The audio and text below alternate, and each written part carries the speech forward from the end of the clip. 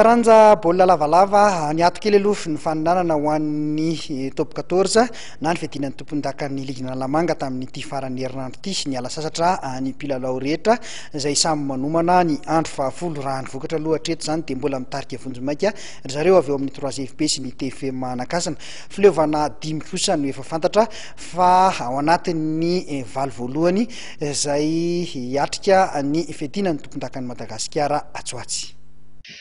Ny ala sasatra ny mpilalao rehetra tao anatin'ity faran'ny herinandro ity raha ho an'ny top 14 ny ato arak'izany ny faninanana ary samy manomana ny andro fahafolo ny rehetra. Taorian'ny andro fahasivy dia efa hita taratra ireo fileovana manana toerana tafiditra ao anatin'ny top 8 hiatrika ny fiadinan'ny tompondakan'ny Madagasikara.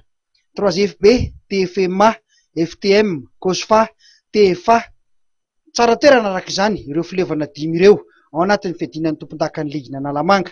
Na izany aza nefa dia mbola tsy vita mora ny ady ho azy 5 ireo satria samy mbola miandrandra ny laharana roa voalohany mba tsy hiatrika ny lalao sakana fa avy hatrany dia hiandry ny lalao manasa-dalana araka ny fitsipika ny faninanana mantsy dia izay mitana ny laharana roa voalohany aorian'ny fanitsanana dia miatrika lalao manasa-dalana avy hatrany. Manana tombony aloha ny 3FB sy ny TFMA amin'izay laharana roa voalohany vonjomaika izay. Manindry mafy ihany koa ny COSFA sy ny FTM izay mbola manana herijika atongavany eo amin'izay laharana roa voalohany izay. Mbola samy manana lalao efatra avy ny fileovana tsirairay. Mbola ifampitadiavana kosa ny tapakila 3 ambiny andehanana ao amin'ny fiadinan'ny tompondakan'ny Madagasikara ho an'ny IRC, Cheminot, TAM, Iosana Kadifotsy, Stade Olympique de Lemirme, Savonnerie Tropicale, Ikupa. Ireo fileovana roa ambiny kosa hatreto dia zareo 3FAI sy ny IZA 17 dia azo lazaina fa efa midina any amin'ny elita voalohany divisiona faharoa amin'ny tampilalaovana manaraka izay mbola tsy nahita fandresena mihitsy.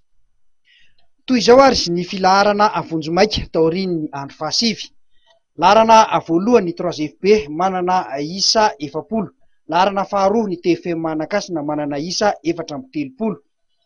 Laharana fahatelo ny FTM Manjakaray manana isa 330, laharana fahaefatra ny COSFA manana isa 30, laharana fahadimy ny TFA Anaty manana isa 20, laharana fahaenina ny IRC manana isa 13, laharana fahafito ny Savonnerie Tropicale manana isa 13, laharana fahavalo ny Tamme Manosbe manana isa 12, laharana fahasivy ny Stade Olympique de Lemirne manana isa 20, laharana fahafolo ny Iosana Kadifotsy manana isa 12, laharana faha-12 ny Cheminot manana isa 9, ary laharana faha-12 ny Ikupa manana isa 14, ary laharana faha-13 ny IZA 17, ny IBA 17 ny isan'izy ireo, ary ny 3FAI kosa dia mbola tsy manana isa mihitsy.